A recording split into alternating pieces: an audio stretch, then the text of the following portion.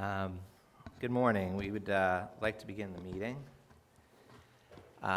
Before we go forward, again, we're being filmed, so please remember to put on your mics when you want to speak. It's the button on the base of the mic.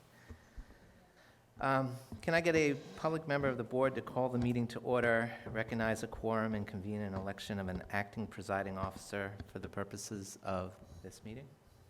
Yes, you can. Good morning, everyone. I'd like to call this meeting of the New York City Rent Guidelines Board to order.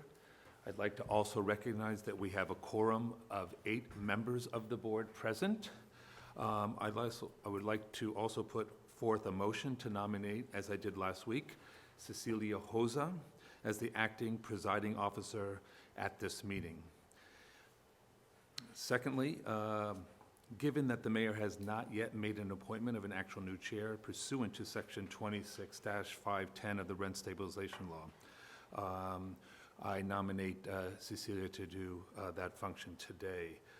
As a public member, her nomination is to preside over this meeting and is consistent with the intent of the administrative code.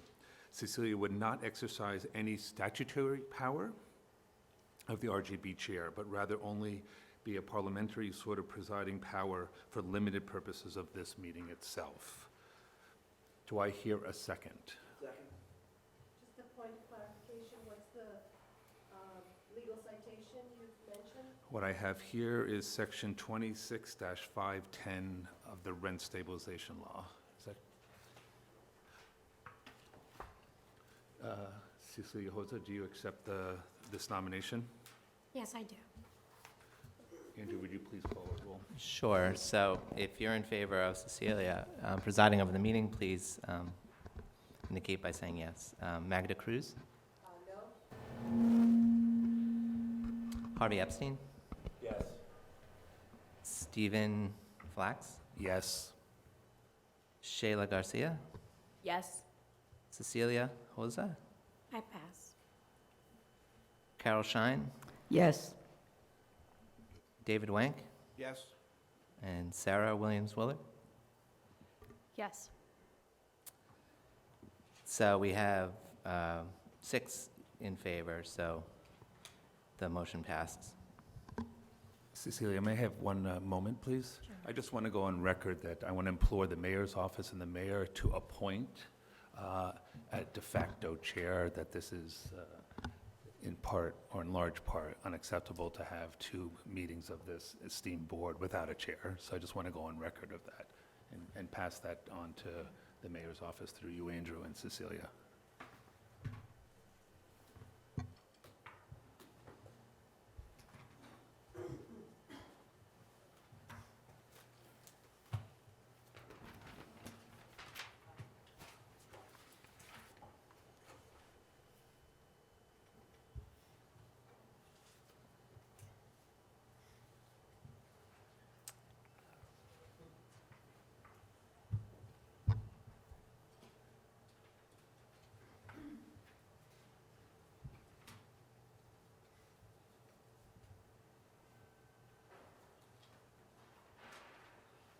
Okay.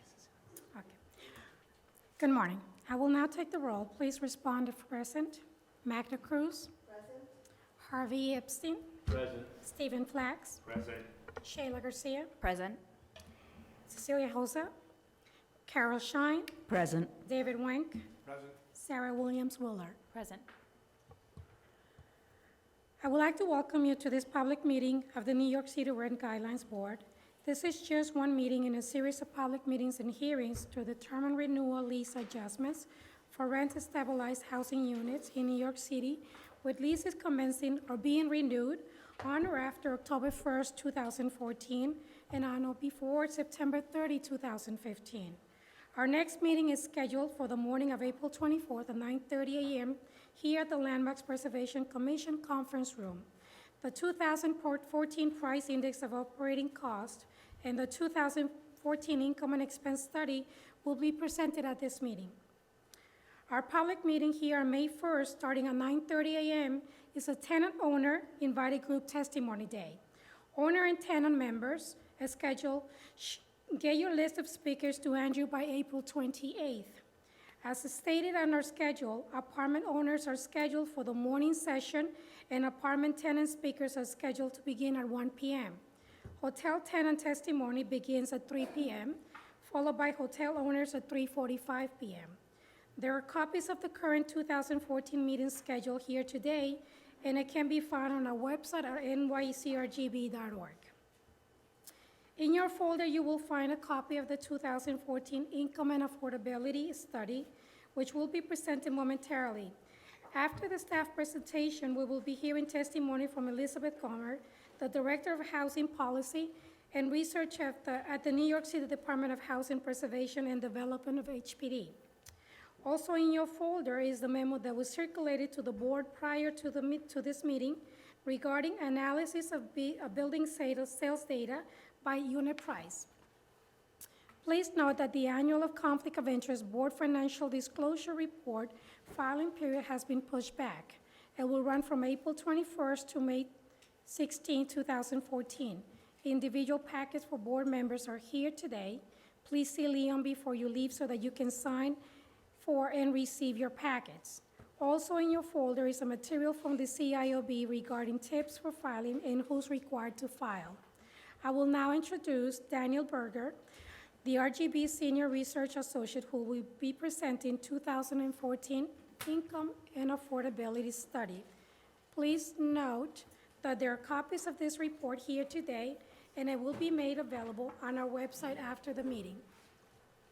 Yes, Steve. Yeah, I just have a quick question and then a quick comment. The question is on the 24th, are there other speakers besides just getting reports on the price index and the economic expense? No, There's no agency speakers? no. And the point was, I know we usually have enough copies of the agenda and the materials available for the public, and I know there was very few copies today, and they're all out. If we can make sure that we have enough copies at future meetings. So the There were public like 25 copies. can- Should have been. Leon, did you put out the agendas? So if we can just. There were about 25 copies. Sorry about that. If we can thought just we make had sure we enough. have more available for the public. Okay. Thank you.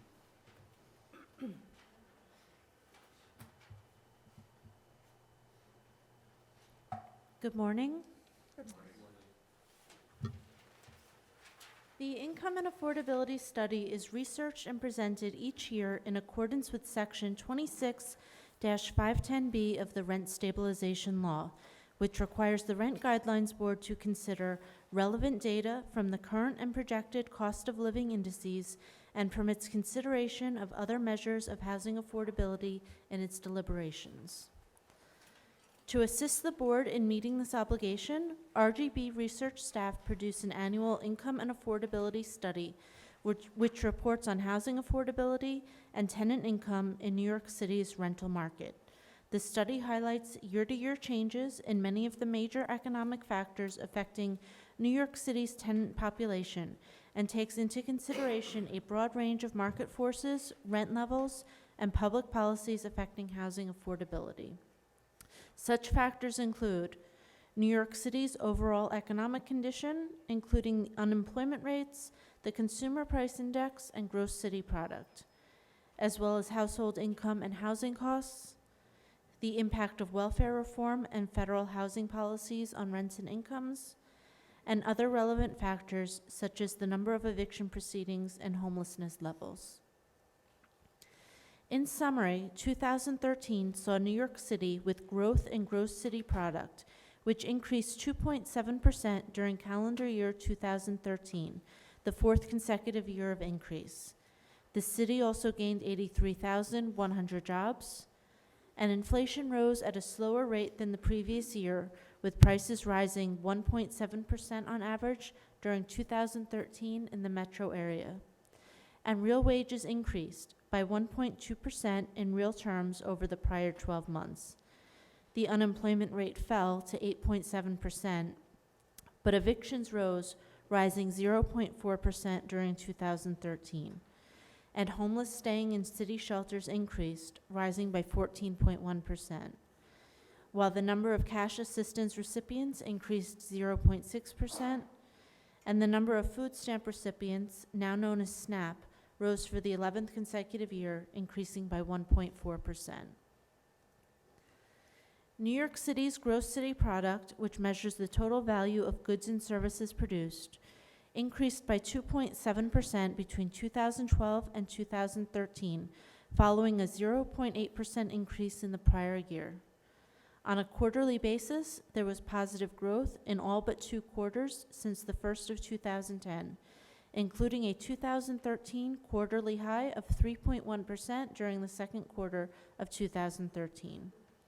The United States economy saw gross domestic product increase as well, but at a slower rate than New York City, increasing by 1.9% in 2013 and showing positive growth on a quarterly basis in all but 1 quarter since the third quarter of 2009, including a 4.1% rise during the third quarter of 2013. The rate of inflation, as measured by the Consumer Price Index, which measures the change in the cost of typical household goods, rose at a slower pace during 2013, increasing at a slower rate, 1.7%, than the previous year.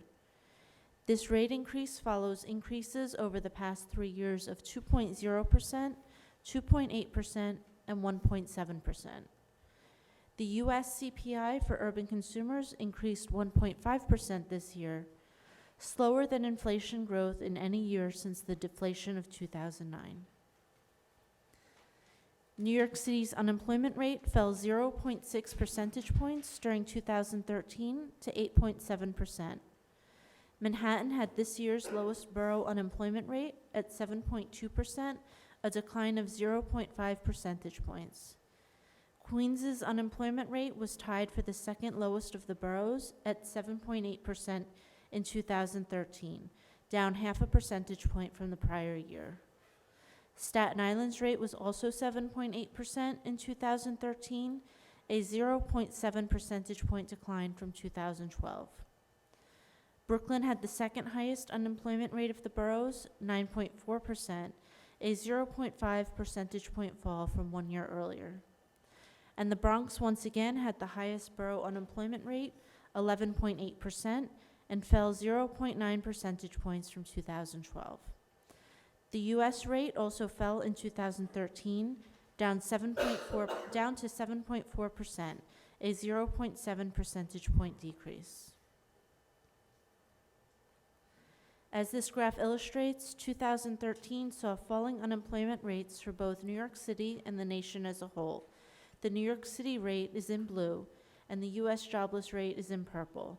The rate in New York City is now at its lowest level since 2008, when it stood at 5.5%.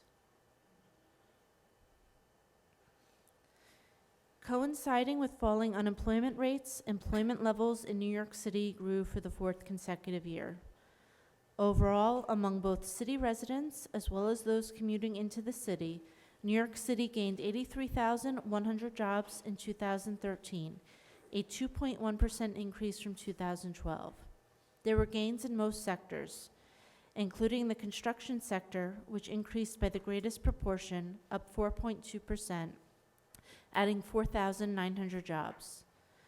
The leisure and hospitality sector, which rose 4.0%, adding 14,600 jobs, and the professional and business services sector, up 3.7%, or 23,200 jobs in 2013. And smaller increases of between 1.6% and 3.1% were seen in other sectors, including education and health services, information, and trade, transport, and utilities. But 2 sectors did decline, including government jobs, falling 0.4% and 2,300 jobs, just over half at the local government level, and the financial activity sector, which declined by 0.4% and 1,800 jobs. In addition, there was no change in the manufacturing sector, which has lost almost 189,000 jobs since 1990.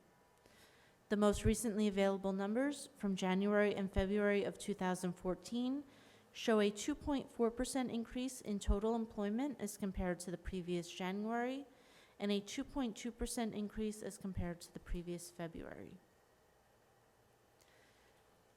As this graph shows, New York City gained 83,100 jobs in 2013, the fourth consecutive year of increase. We also look at wage data, though the analysis is limited by the fact that there is a significant lag time in reporting of the income data. The most recent annual numbers, via the quarterly census of employment and wages, which covers the 2012 calendar year, reveals a 1.2% decrease in real wages, that is, wages that have been adjusted for inflation, for those employed in New York City, and a 0.7% increase in nominal wages during 2012. During the most recent 12-month period, the fourth quarter of 2012 through the third quarter of 2013, real wages rose by 1.2% and nominal wages by 3.0%. In the finance and insurance sector, which accounts for more than a quarter of all wages in New York City, wages rose by a real 6.5%. In the administrative, waste, educational, and health services sectors, which accounts for 16% of wages, wages fell by a real 0.1%. In the professional and technical services sector, which accounts for 13% of all wages, real wages rose by 0.4%. And in the government sector, which accounts for 10% of all wages, wages fell by a real 0.9%. Wages in the other sectors, which saw decreases but carry less weight, ranged from 0.1% to 3.7%, while those other sectors that rose increased anywhere from 0.1% to 3.9%. And looking at real wage growth by quarter in 2013, real wages were down 2.6% in the first quarter and 0.1% in the second quarter, but rose 0.2% in the third quarter as compared with the same quarters of the prior year.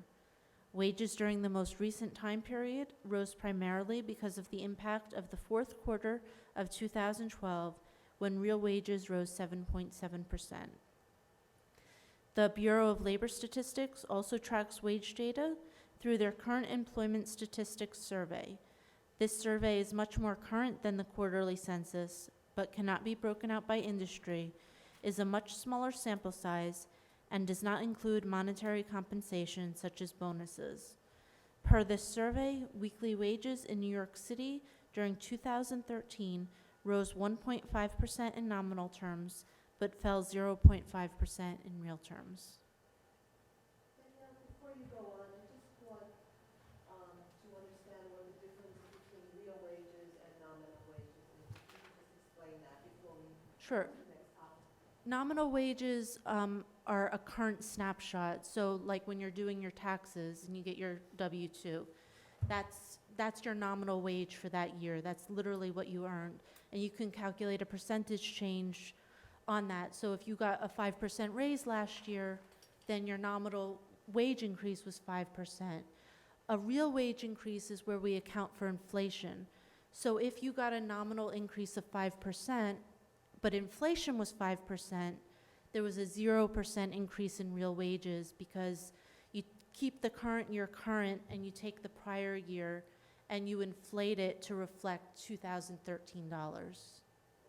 You're welcome.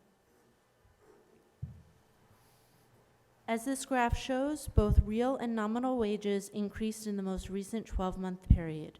Real wages are shown in 2013 dollars and reflect wages from the first 3 quarters of the year shown, plus the fourth quarter of the prior year.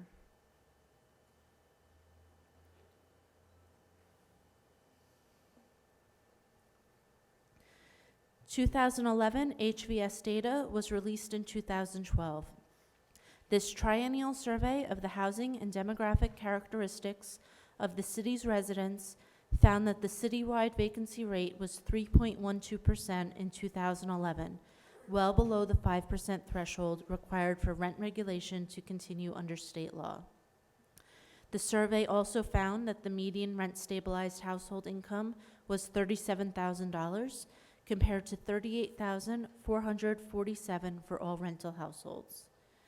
The median contract rent for rent-stabilized apartments was $1,050 a month, compared to $1,100 for all rental apartments. The median gross rent for rent-stabilized apartments was $1,160 a month, compared to $1,204 for all rental apartments. The median gross rent-to-income ratio was 34.9%, compared to 33.6% for all renters.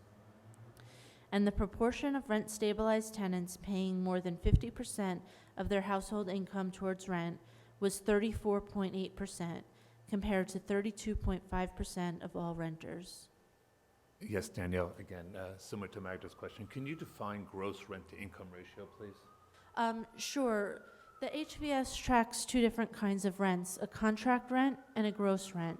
The contract rent is what you are just paying, like what it says on your lease. So if your lease says your rent is $1,000 a month, that's your contract rent.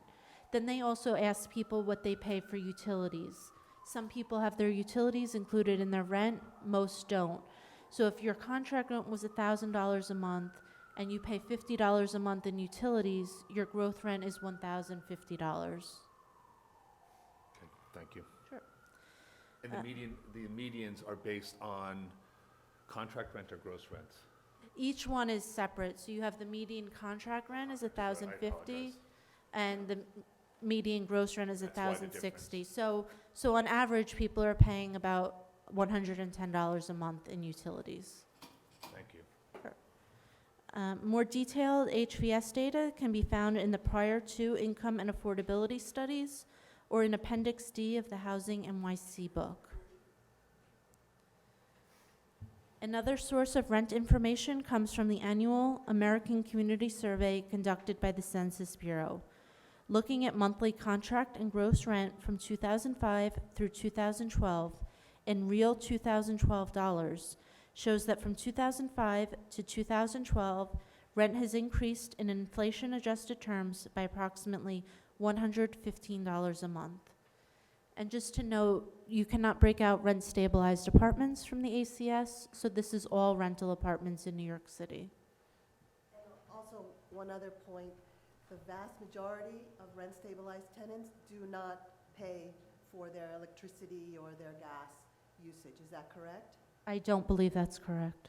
You believe that most stabilized tenants do pay the electricity cost and that electricity is not included in their rent? Correct.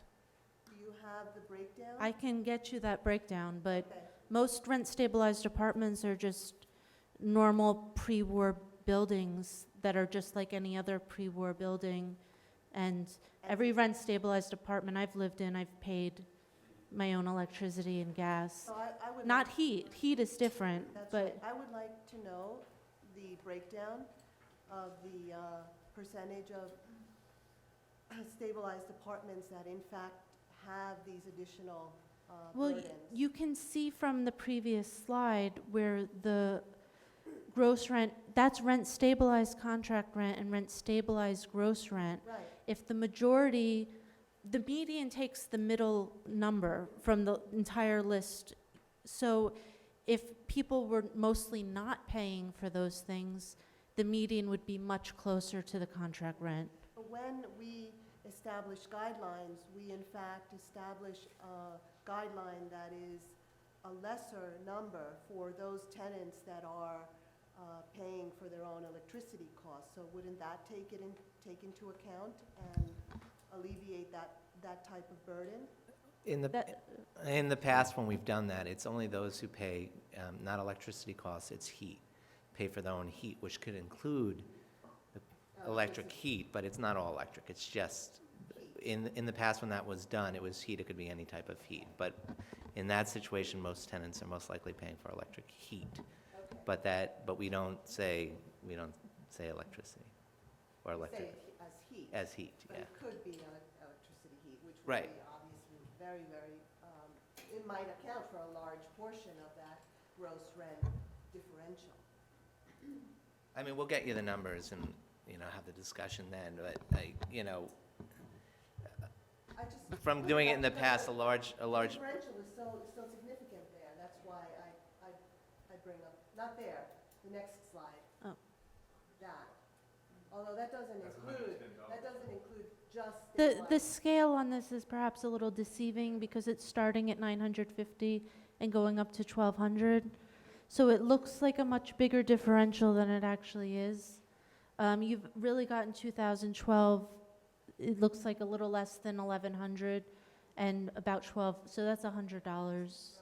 And also, this accounts for rentals across the country, not just New York. No, this is New York City. This is New York City, but not All just rentals. rent-stabilized No, no. tenants. Okay. It's all So tenants. this includes market tenants as well. Yes.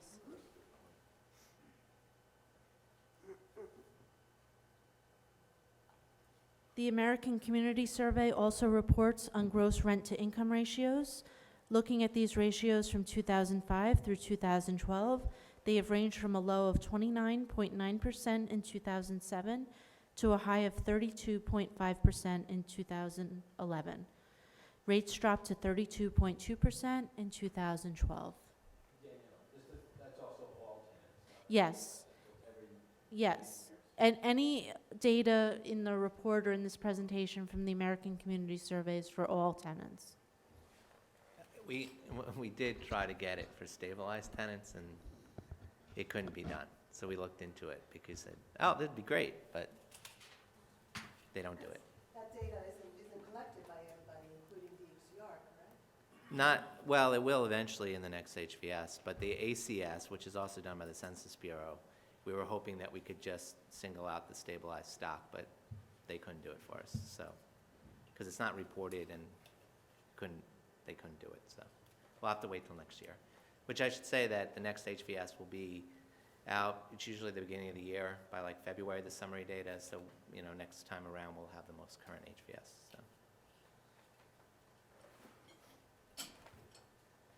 Over the last 19 years, the number of recipients of cash assistance, formerly known as public assistance, has dropped significantly, falling 70% since March of 1995, when the city's welfare reform initiative began. During 2013, an average of 356,018 persons were receiving cash assistance, an increase of 0.6% from a year earlier. Overall, there was a 3.7% decrease in the number of new cash assistance applications during 2013, with denied applications falling 1.5% and approved applications by 5.1%. There was also an increase of 10.2% in cash assistance recipients placed in jobs than in the prior year. And the number of recipients of the Supplemental Nutrition Assistance Program, formerly known as food stamps, rose by 1.4% in 2013, rising to more than 1.8 million on average. This is the 11th consecutive increase in SNAP recipients, which have seen levels more than double since 2003. Medicaid enrollment also rose during 2013 by an average of 2.5%. The blue portion of the graph shows the number of recipients in the Family Assistance Program, and the darker purple shows the number of recipients in the Safety Net Assistance Program. The light purple bars represent the number of recipients who have transferred from the Family Assistance Program to the Safety Net Assistance Program. 2013 marks the 5th consecutive year of increase in cash assistance recipients. During calendar year 2013, the number of homeless in Department of Homeless Services shelters increased for the 5th straight year. Homelessness among all persons was up 14.1% over 2012 to an average of 49,408 persons sheltered each night, while the average number of families with children sheltered each night increased 12.8%, and the number of children and families increased by 17.1%. The number of adult families also rose by 12.1%, and single adult levels were up 9.0%. But many more families with children were relocated to permanent housing, an increase of 47.0% over 2012 levels. Adult families also saw more permanent housing placements, up 36.8%, and single adult placements were increased by approximately 29.1%. An exact figure cannot be provided for single adults, because January 2012 statistics were unavailable. I have a question. The 47% that you are alluding to, where are they being placed? Do we have any tracking of exactly? The vast majority are going to family or friends or found their own apartment, and it's without the aid of any sort of assistance. I mean, what kind of housing? Or like, was it like single homes? No, I can't- Is there any way of tracking that? There's no way of tracking that, no. Okay. Actually, how is that calculated? How does 47% get calculated?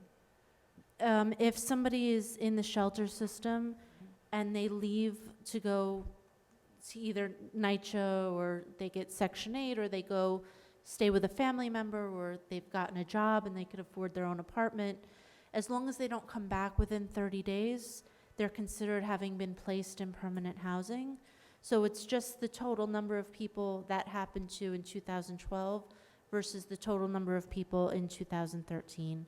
And that number went up by 47%. Do we have any data of the people who come back after the 30 days? Because that doesn't seem permanent to me, 30 days. Yes, it's in the report. Okay. And Danielle, I have a question. What about the source of this homelessness? Is it from the rent stabilization housing stock? Is it from the private housing stock? We've asked You in know, the small past if we can get that information, and they don't ask people where they're coming from. From housing court and things like that, there's no, is there a correlation between sort of evictions and so forth? And- I'm not, I've never asked housing court if Yeah, I don't that know. could be tracked. I can ask them. I don't think they could, but I can ask. I'm confused, though. Just, you're telling me that the Department of Homeless Services doesn't track where people come from when they go into the shelter system? They may track where they come from, but they're not asking them if it's rent stabilized, and that's not something they keep track of. But why wouldn't they ask? And why wouldn't they ask if they're rent stabilized or private, in a private house? You would think that would be information that they should be able to maintain. Where were you living? Who were you living with? How'd you become homeless? Were you living with a family member? They asked you to leave versus were you just living on your own? You couldn't afford the rent. They may ask some of those questions that I can't say. I just know in the past this question has come up regarding if people were leaving rent-stabilized housing, and they Right. told me that they cannot provide that information. I just want to also clarify about what homelessness is, right? Because I feel like when you say homelessness, I think of anyone who doesn't have anywhere to sleep.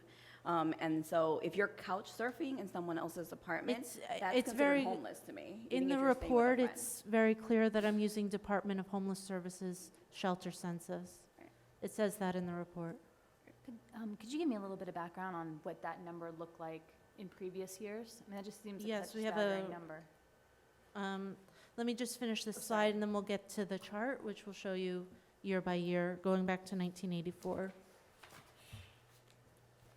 Corresponding to increased shelter censuses, the length of stay in temporary housing increased, up 46 days for families with children to an average of 403 days, up 51 days for adult families to 494 days, and up approximately 24 days for single adults to 299 days.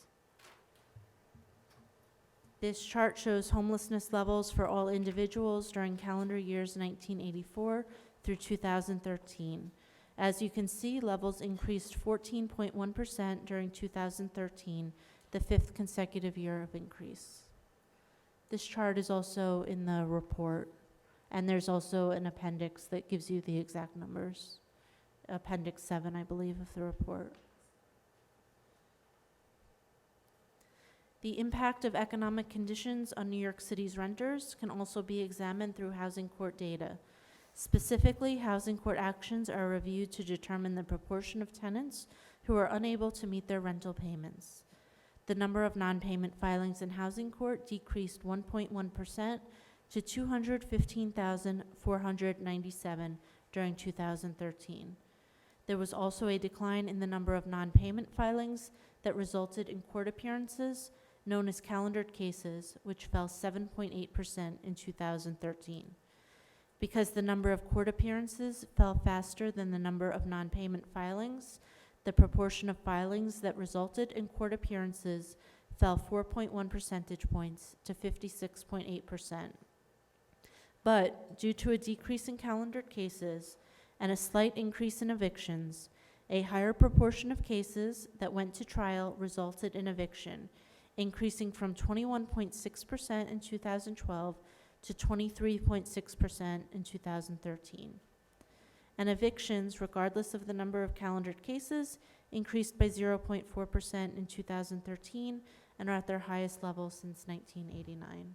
So, Danielle, do you know what type of housing versus I know there's separate co-op parts and commercial parts. I'm wondering if we can kind of narrow down what those eviction cases are. I will ask them. I don't know that they have any information except for public housing, which is reported in the report. I don't think they break it out any further. These are not co-op cases. These are rental apartments. But I will ask them if they have Okay. that information.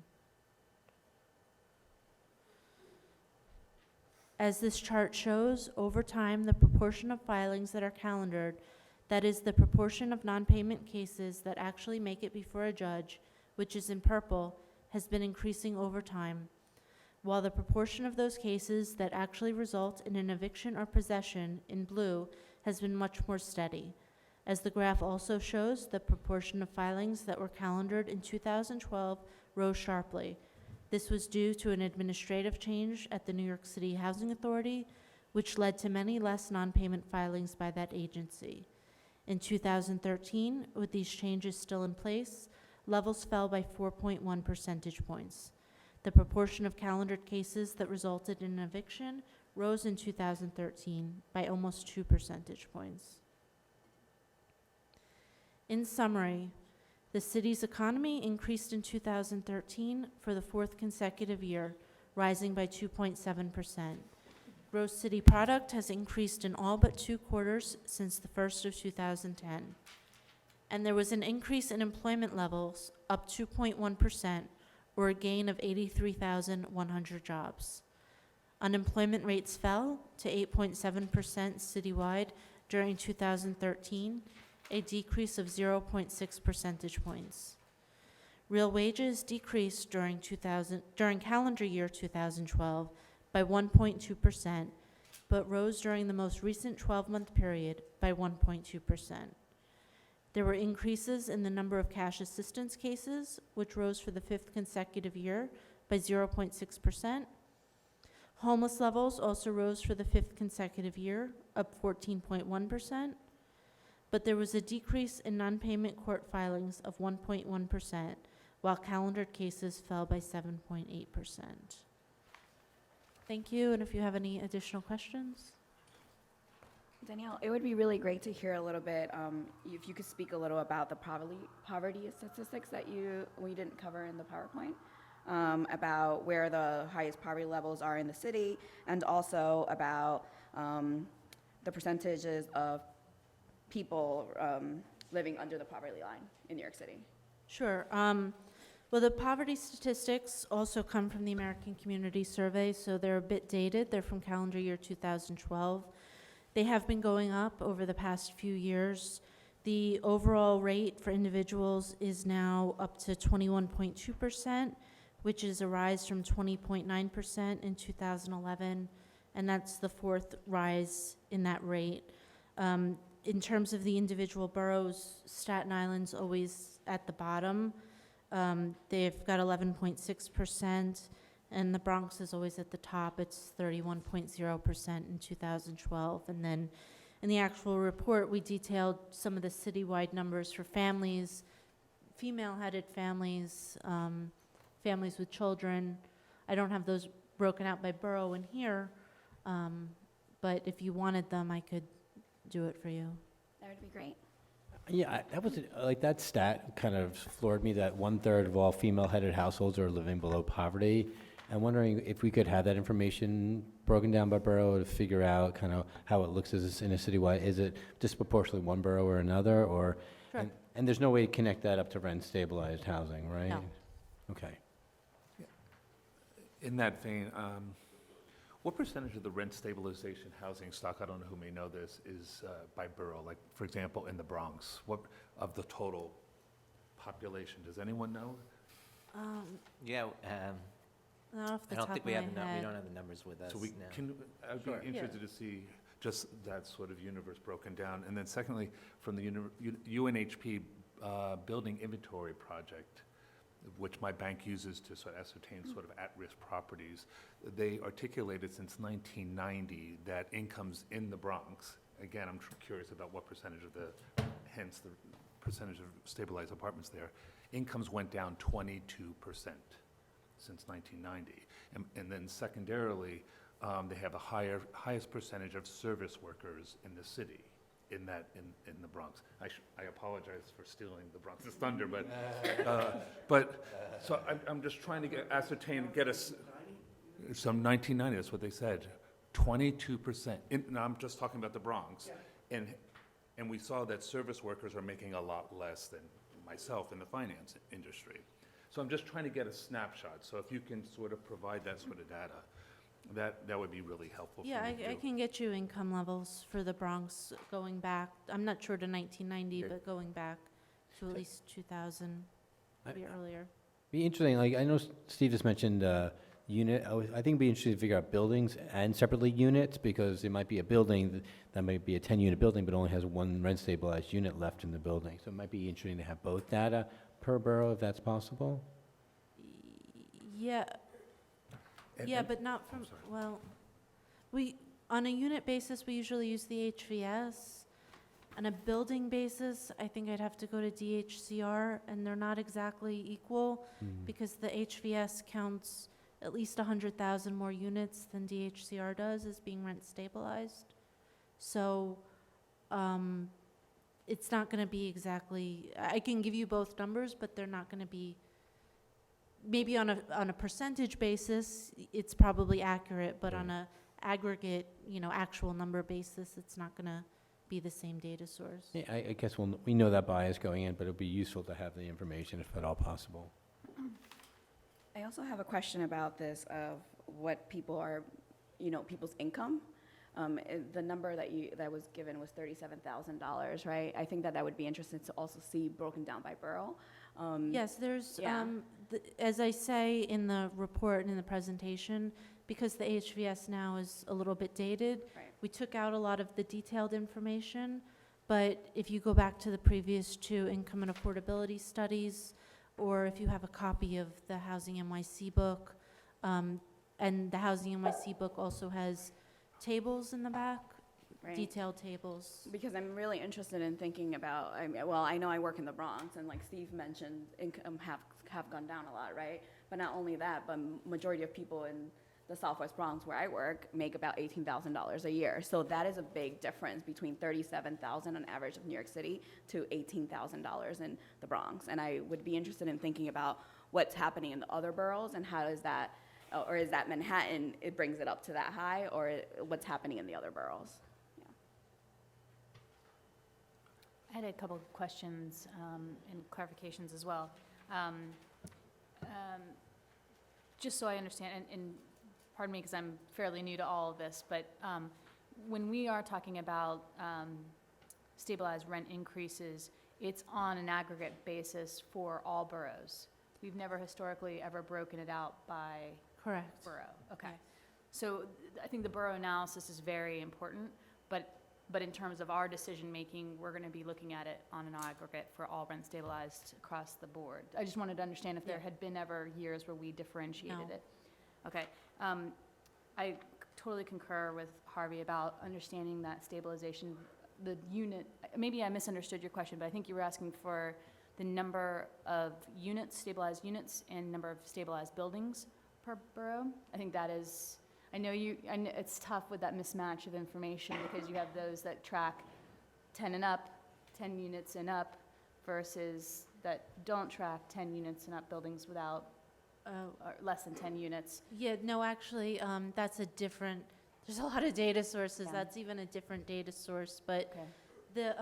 some of the data that I gave in terms of income and rents, that's from the Housing and Vacancy Survey, which comes out every 3 years. Okay, And that's it's right. conducted by the Census Bureau, and it's extremely comprehensive, and they ask a lot of information. And the good thing about that survey is that whatever, they ask everybody, they ask owners, they ask renters, But you can, once you have that data, you can use a statistical program to break it down every answer just for rent stabilized, even pre-war and post-war.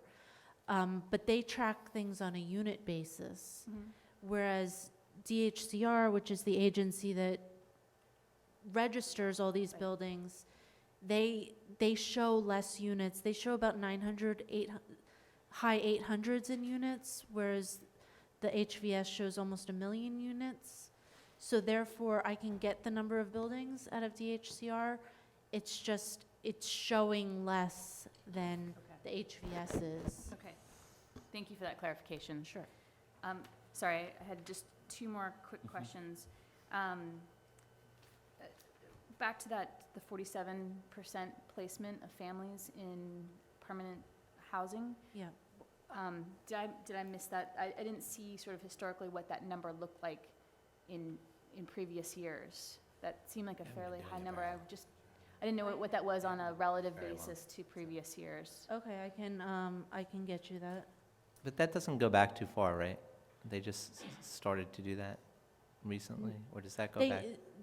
Well, I Or have they that number changed. going back, but what happened in 2000, I think the middle of 2011, is that you have to be out for 30 days. So it's not exactly the same. So if I take 2013 and compare it to 2010, it's not exactly the same number, because in 2010, if you said, okay, I'm leaving, my mother's taking me in, goodbye, and then your mother kicked you out 5 days later, they still counted that as a permanent housing placement. And then they also counted you coming back in, but that snapshot of a permanent housing placement was there. So it's not exactly equivalent, but I do have the numbers going back. And then one last question. In the report, this was on page 8, top paragraph, on the right-hand side, you were talking about the median monthly contract rent. When you say all rental units at $1,100 per month, is that inclusive of stabilized? Yes, Is there a way to break yes. that out so that we can look at market rate? Yes, and it is in the previous reports also, Okay. but I'll do it again in a memo form. But if you go back to the previous 2 reports, and if you don't have a copy of the Housing NYC book, you can come to the office and we'll give you one, and It's also on our website. it's also on our website. I mean, I could send around a link to last year's report, but this whole HVS section is, usually the 3rd year out, we condense it because it's been released previously, so it's all there, but Okay. I'll send around a link to the old. I just wanted to clarify if it was inclusive, because that means that the average, how that monthly rent calculation works, is that entire average.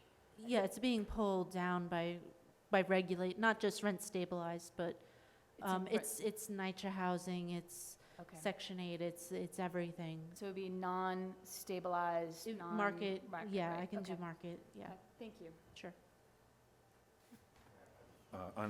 Similar to Sarah, I apologize for being a newbie and a neophyte in this, but I need a certain clarification on definitions. On page 10, the Consumer Price Index section. First of all, my first question is, are rental costs synonymous with rental rates? Because they're used interchangeably here, and I'm not sure if that's the same. I think I'd have to look up the exact definition. I think the way it's worded is cost of rental housing. I think that's how it's worded. Okay.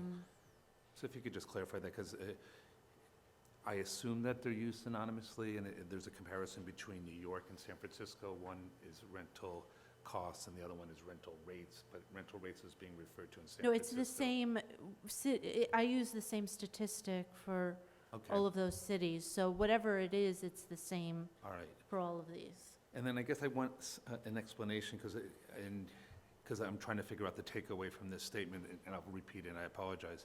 For the 45-year period since the inception of rent stabilization, from 1968 to 2013, the cost of rental housing in New York area rose 700%, and the overall prices rose more slowly at 611%. I'm trying to get my arms around what that means. Can you give me what? Sure. So in 1969, as they do every year, they, Bureau of Labor Statistics track the Consumer Price Index. So they gather thousands and thousands of prices for different items, and they take, you know, so it's stuff at the grocery store, it's clothes, it's your electric bill, it's the cost of your housing.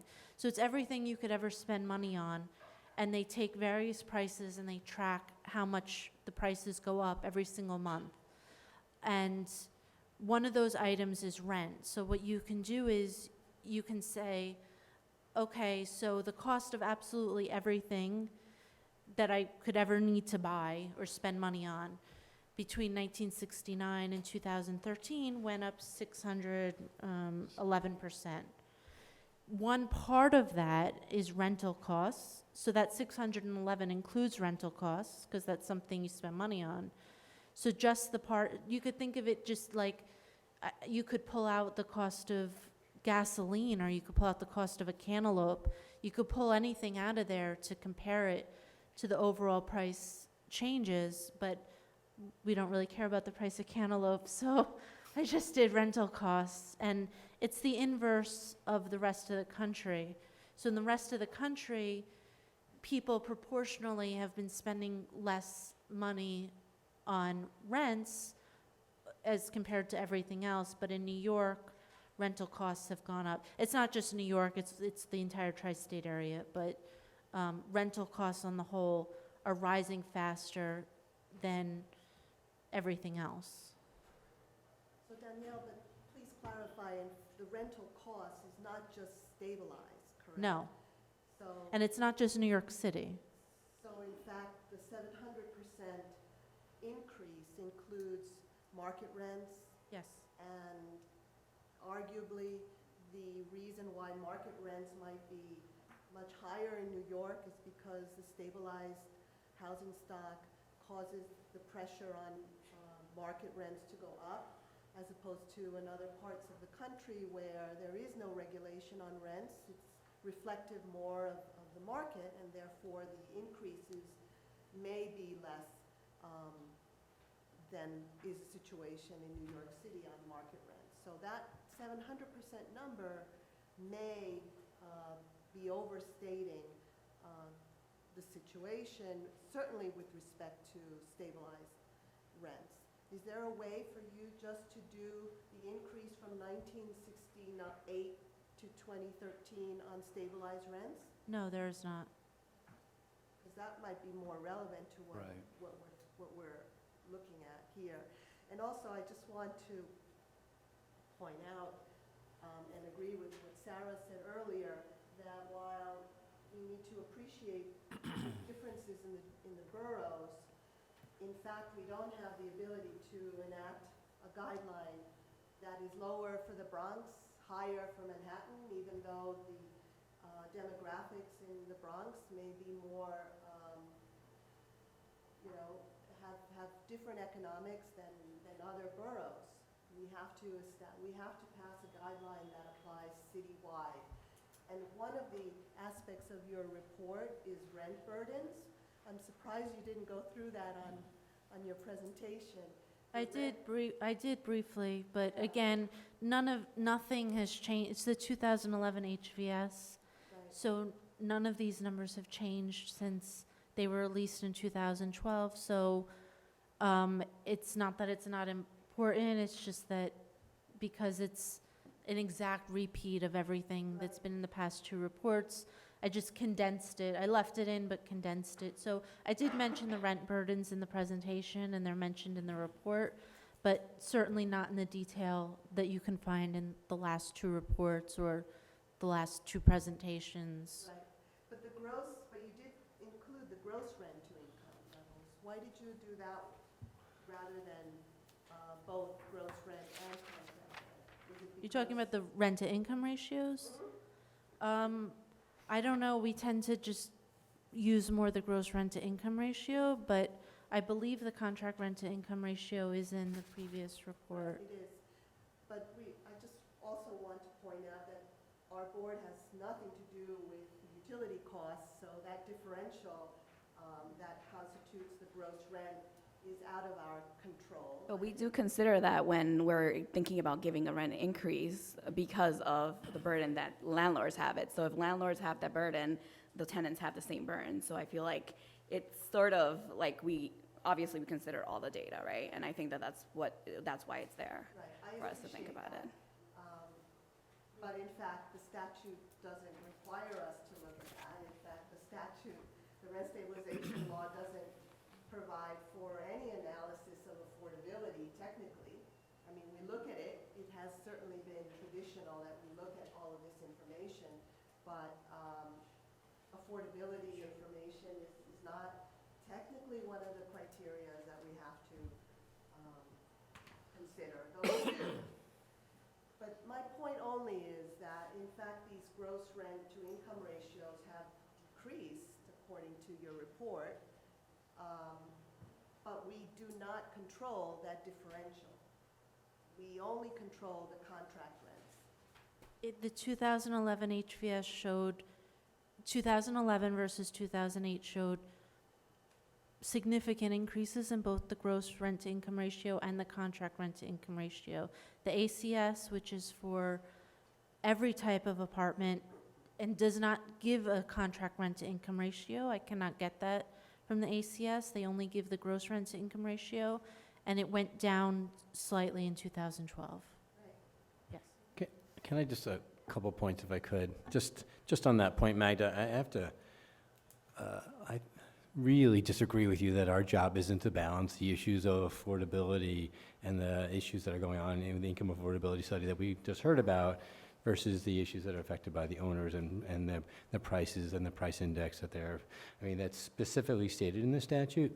So everyone maybe has a different lens on how to balance those factors, but those are the factors that I think we need to balance. The second thing that you raised about this fiction that you hear all the time, that, yeah, but for rent stabilization, our rents would be lower.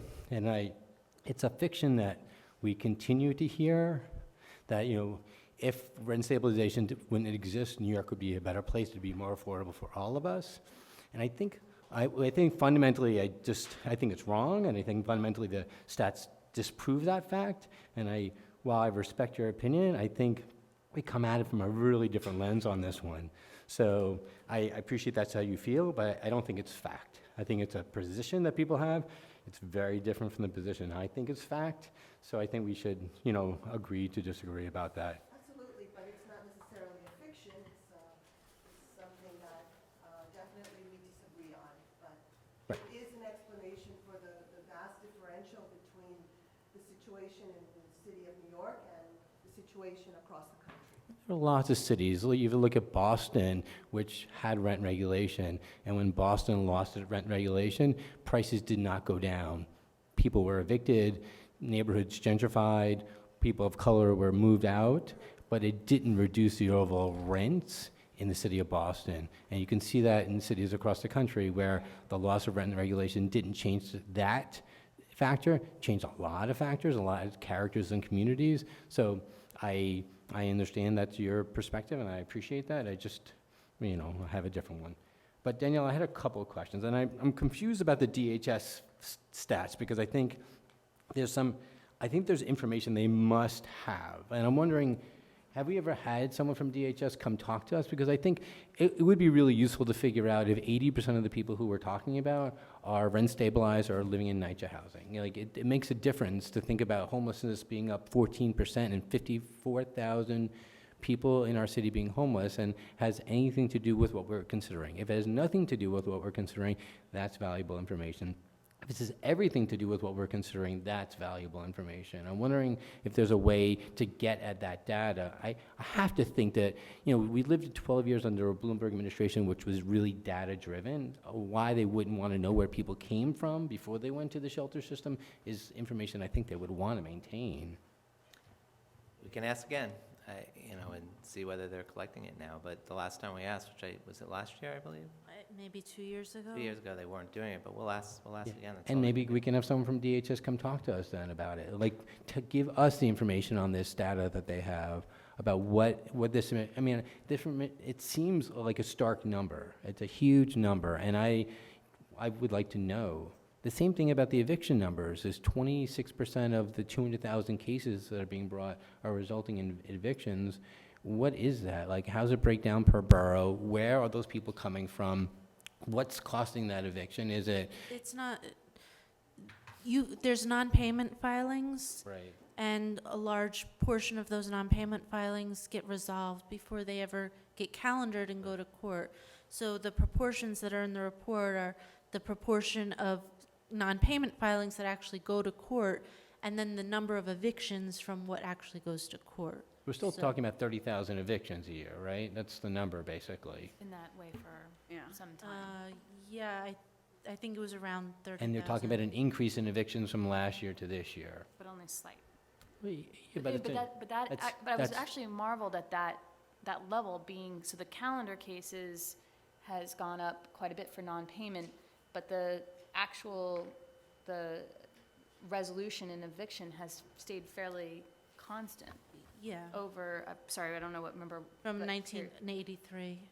Yeah, that, And That's and fascinating on that number to point, I feel like it's really interesting to also think about, so it stayed the same, and how are they getting resolved is a question that I have. Are they through stipulations? Are people finding out that they actually didn't have to go to court because they were up to date? And something that comes hand in hand with that, which we see all over the rent-stabilized apartments, is that we see landlords issue documents for tenants to go to court, and tenants move out because of the fear of what that means and not understanding the process. And I feel like if we had some idea of some numbers of what those resolutions look like, what it mean, how did they get resolved, like, I don't know what that means. Like, did tenant pay? Did the landlord notice that he made a mistake?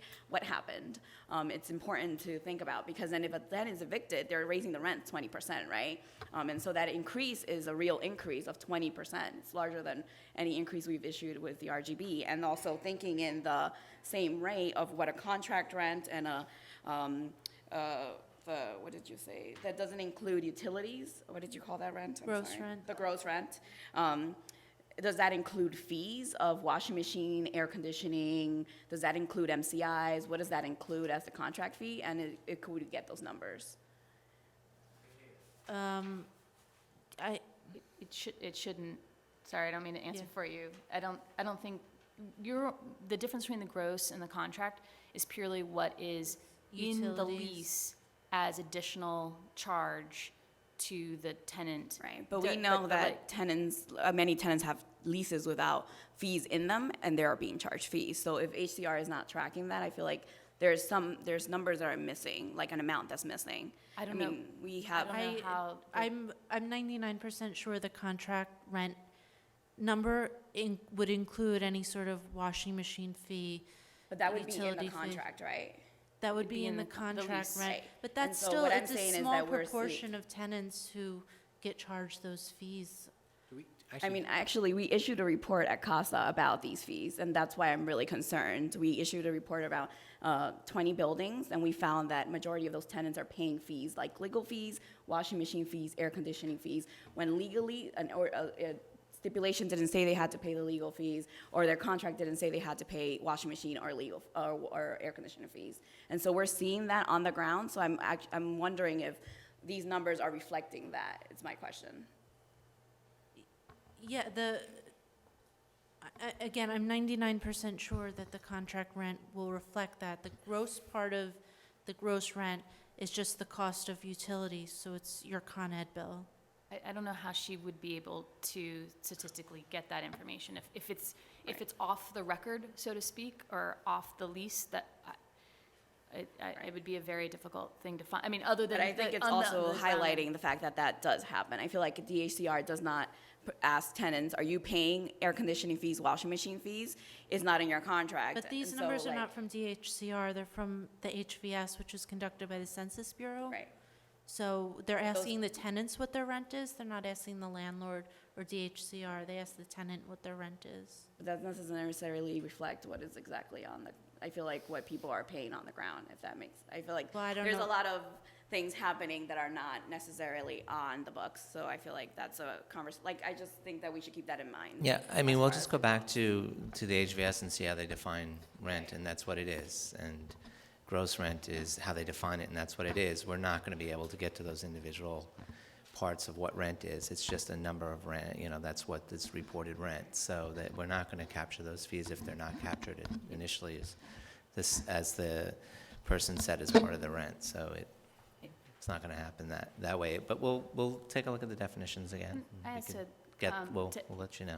sorry, to answer a question that you had about why the calendar, so there's the calendar increase. That's strictly for non-payment, so that's, This is strictly non-payment, okay, yes. because there's lots of different reasons in which Yeah, there's we a- issued a report about the Bronx Housing Court specifically and what kind of cases are issued. So majority of the cases are non-payment, about 1% are HP and, Okay. and No, other I'm saying you cases, said right? how did they get there? How did they get to, the- it's It was because of more for her to non-payment. make it a public thing, not necessarily that I didn't know. That it was a non-payment issue, that the tenants weren't paying their rent, and that's why it had been calendared. And Or it is a very a interesting. mistake, right? Because there's a difference between what actually goes to the front of the judge or gets, and then what's actually happening. So I feel like we don't know what's happening in between that number, right? If, I welcome to have, I feel like we're making you guys speak to things that, are not in your wheelhouse, so it's not, the agency in which you work to, and, We can only ask Yeah, we can. DHS. Okay. Not that, we're not there collecting the data. I don't know to yeah, what and extent I they have the data. thank you for your patience with, I know, for example, some of the data hasn't changed from 2011. We have 5 new members. Some of these things are gonna be redundant for you, yeah. and I really appreciate your patience in clarifying things that that either have probably beating us over the head somewhere and that we missed, or that you have to go back to previous years, and we really do appreciate the work you Thank guys you. do. You'll get our bill. Can I ask just a couple other questions? It was stark, the unemployment rate stat you put up there, that it seems like a real divergence between what's happening in New York City versus what's happening around the country. I don't know if that chart, if we can get that. Yeah,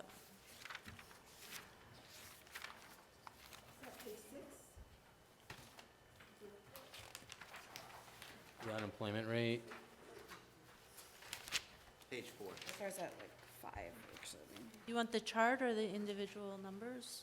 Just the chart, actually. And I'm wondering if there's any way to determine, since kind of the recovery in 2010, it seems like New York and the country have really gone in different places, right, with unemployment.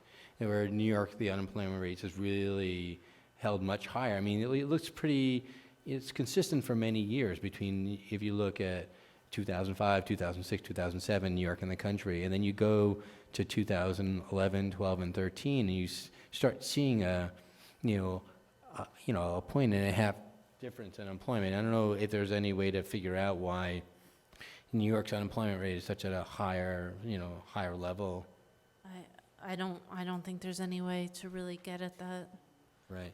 And the other question I had was, you mentioned the jobs, and you mentioned for city residents and commuters. Is there a way to distinguish the jobs that are, like the employment increases for people who are non-commuters, or you just can't separate those numbers? No, they send a survey to employers in New York City. Right. And they have to just record how many employees they have, so, So those people could be living anywhere in the tri-state area, so those they 83... could be, but the unemployment rates are just for the borough where you live. Right.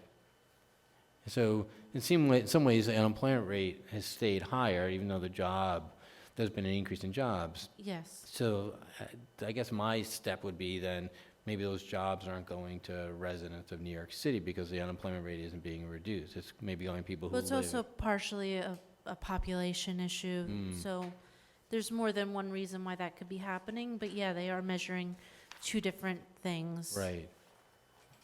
And it's, correct me if I'm wrong, unemployment is those who are looking, Those who are, yes, actively looking for a job. actively looking. So that can change as well. If more people start actively looking, that's going to Right. impact that number, or. And so the vice versa. people, if the people on public assistance, they're off those numbers. Someone who gets SNAP or food stamps could be unemployed, and that could be in that number, or they could be working, and that could be in that number. but people on public assistance probably aren't in that unemployment number? Because they're not, and once you're no longer active, once we get to a place where you're no longer getting unemployment and you're getting on public assistance, you're off the unemployment I'm rolls? not sure, I'm not familiar enough with how you get public assistance to be able to, I don't know how you qualify for cash assistance, basically, so I can't say. Okay. Just for my, it'd be good to know, like, yeah, so because we're saying people getting cash assistance is going up and people getting food stamps are going up and unemployment staying at seems like at a higher level than we're seeing around the country. So I'm wondering kind of what are those factors and what what information's on the ground that this data might be helpful to figure out. Thank you, Danielle. Our next